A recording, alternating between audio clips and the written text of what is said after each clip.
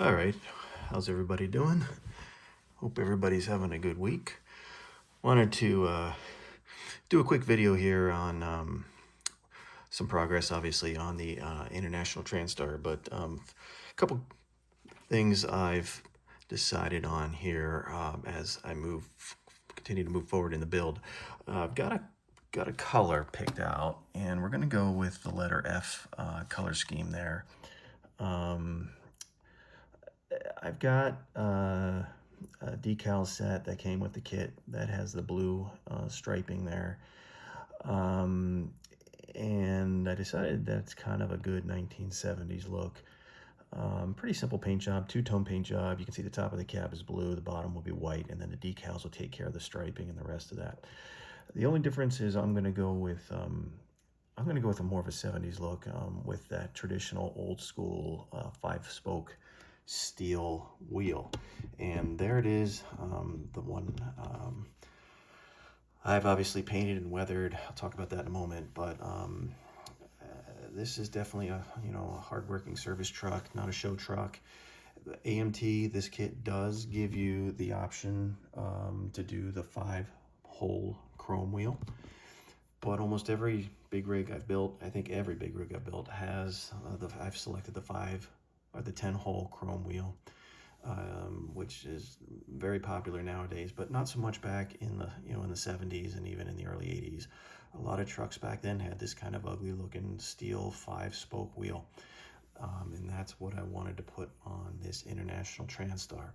So again, the kit gives you the option. I picked this one. I picked white to go along with this color scheme, the blue and white color scheme. And for me, probably one of my all-time favorite TV shows from back in the late 70s. This truck kind of reminds me, this paint scheme that I'm shooting for and this look I'm shooting for kind of reminds me of something you might have seen on the TV show Chips back in the late 70s. So I'm not going to take it out of the bag, but here is here's the striping. This is the decal set. They give you a lot here to choose from. You can see there's a lot of license plates, some company signage that you can choose from, numbers, different company logos and branding. There's a really nice selection there of different decals. And I just have the wheels on here loose. I didn't try to fasten them. I just kind of wanted to see what it looked like here. So that's why they fell off. But so this kind of drove the color scheme, and that's what we're going to go for. So that being said, what did I do? How did I weather these wheels? Well, let me take them off here. I'll leave that one on. The first thing I did was sprayed the wheel, the steel wheel, with gloss white. And the reason I chose gloss, even though I was going to weather it, is the gloss really makes any weathering accent color you put on after flow so much better, and to all those little crevices and nooks. If you try to do it with if you try to spray it with a flat, you're probably going to get some blooming, and you're going to find that your wash that you choose doesn't flow as well. So important, sprayed it with a white Krylon gloss white. Then I came in, I used my go-to Tamiya panel line accent color black, and just kind of touched and let, almost like a pin brush. That's what the applicator looks like, a pin brush. Just kind of touch, let it flow. Some of it got a little too dark for me. So I went back through and tried to lighten it up using the light gray.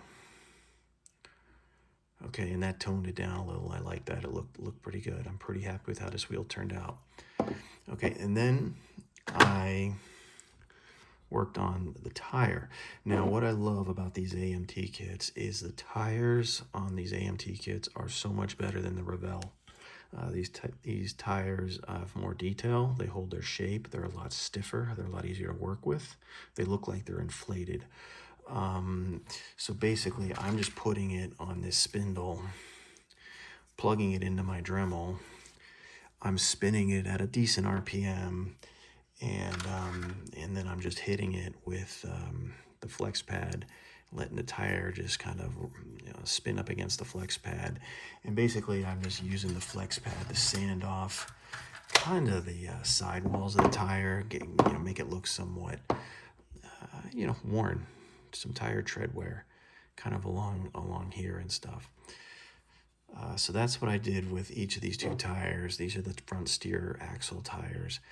Is I hit it, tried to wear the tread down, make it look like it's been used, and I think that worked pretty well. So just to show you what I mean, so here's white Freightliner that I built. You can see the videos on that on my channel. I finished that up earlier this year. AMT kit. Tires are great. They hold their shape. They look real. Here's the Revell Peterbilt Wrecker.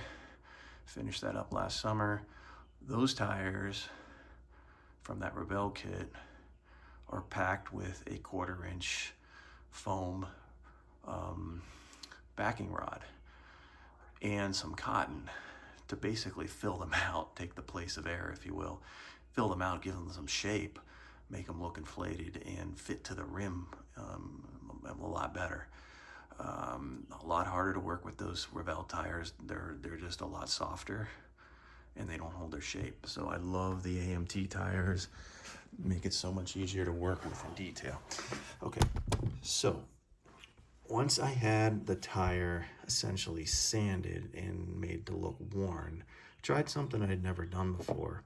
And I've seen people do this with oil paints. They mix a black and a white oil paint to create a gray, and then they apply that as a wash over the entire rubber tire. I did it with this Tamiya Panaline accent color. Just took and basically slabbed it on the entire tire. That means the sidewalls and the tread. Let it sit for a minute or two, and then I just dabbed it. Take off the excess. And I think it did a pretty good job just kind of making the tire look a little bit more worn. You got a little bit of gray down into the tread, give it a little bit more realism, like right here. It's very subtle. You can see a little bit of gray that collected in the sidewall tread there. And that really, I think, and it toned down the black, the flat black, gave it a little bit of gray, which makes it look weathered and like it's been out in the sun and bleached a little bit. And I really am happy with how this wheel set turned out with all of those different weathering techniques.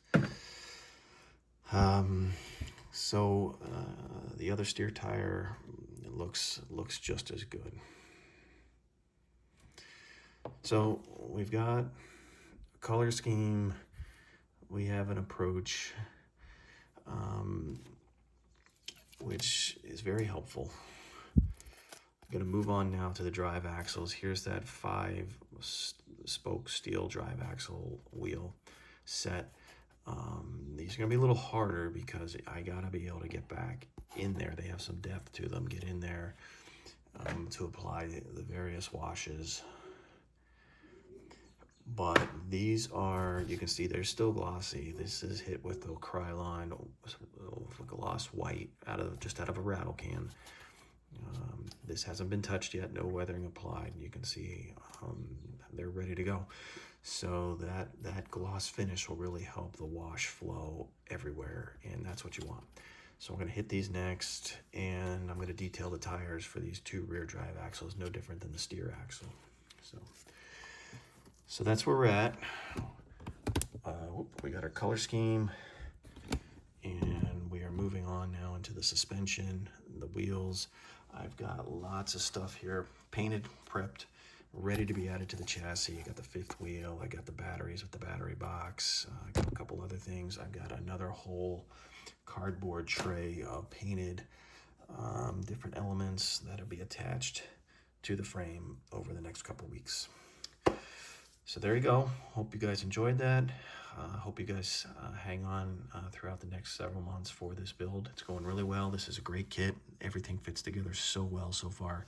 And again, I'll say it again. I think this is a really good kit for a beginner truck builder because the directions are very clear and everything fits up really nicely.